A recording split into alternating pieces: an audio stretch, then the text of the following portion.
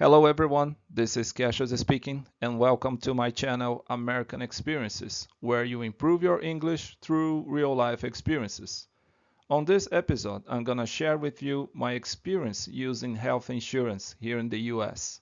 Stay tuned till the end of this video for a brief explanation of the keywords or expressions that you're gonna listen to in this video. So without any further, let's get started. Health insurance companies pay 100% of the medical expenses of their clients, right? Sorry to disappoint you, but it is not as simple as that. Talking about health insurance, there are rules, rights, and duties defined in a policy or contract where both parties, you and your health insurance company, agree with its content. Health insurance policies have information about how much you and your insurance company will pay for your medical expenses along the 12-month period of benefits. Health insurance companies define an amount, also known as deductible, that must be paid by policyholders before they start having their medical expenses paid, at least partially, by a healthcare provider. In summary, you must pay all your medical expenses out of pocket until you reach the amount or deductible defined on your policy. Let's say that you have a deductible of $2,000. You will have to pay out of pocket all your medical expenses until you reach your deductible. After that, your healthcare provider will pay partially your medical expenses. The phase where you share costs with your health insurance company is known as coinsurance or copay, and it starts right after your deductible is met. Healthcare providers define a maximum amount out of pocket, valid for a 12-month period.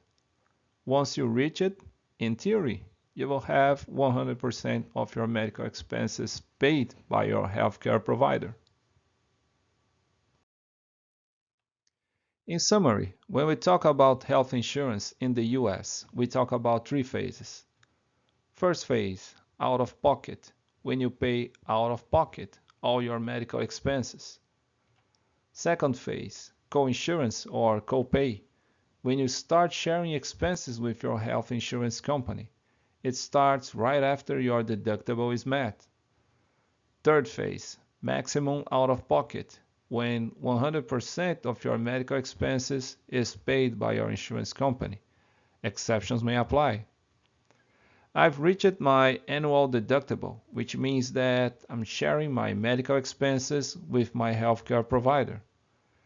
Talking about sharing, the portion under the responsibility of policyholders is called coinsurance or copay, which is the short for copayment.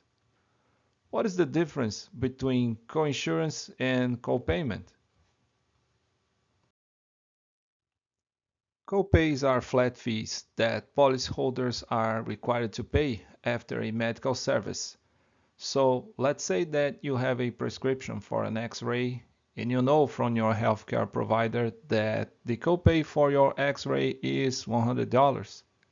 It means that you'll be charged $100 flat fee for your X-ray.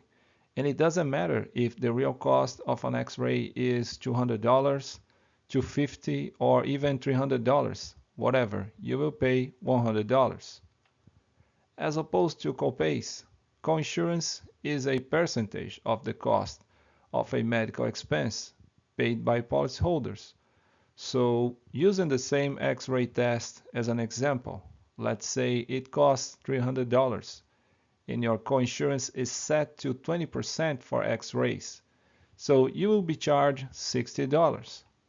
Again, coinsurance and copay are forms of sharing costs between insurance companies and their consumers. Talking about healthcare plans, the most popular are HMOs and PPOs.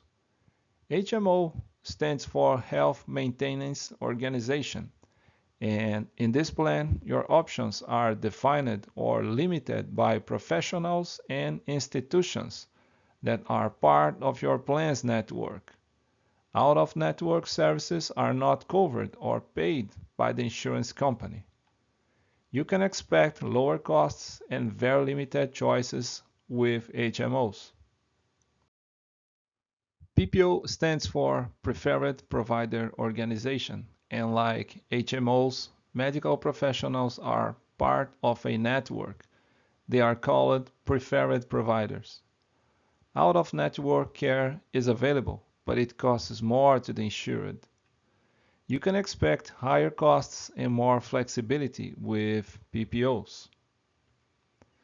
So let's say that you have a medical appointment.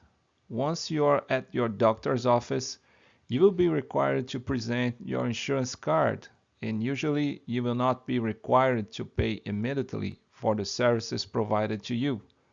In most cases, your doctor's office will charge your insurance company first, and once your insurance company pays its portion, your doctor or doctor's office will send you a statement with the remaining balance under your responsibility. Make sure the doctor or hospital you have chosen belongs to the network contracted by your insurance company. Otherwise, additional costs will be added up to your medical bill. In summary, avoid out-of-network doctors or clinics if you don't want to pay extra money. Another tip: avoid going straight to an emergency room, known as ER, unless your condition is life-threatening. Instead, head to the nearest urgent care facility.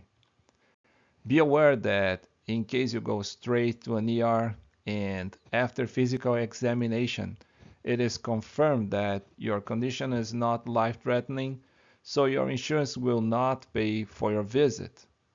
If you don't know what an urgent care facility is, it is like a walk-in clinic where you can find immediate medical care for minor issues. It doesn't have the same structure or resources as an ER, and because of that, cost is way cheaper compared to ERs. Most important, don't forget your monthly payments, or your insurance company may end your coverage at any time.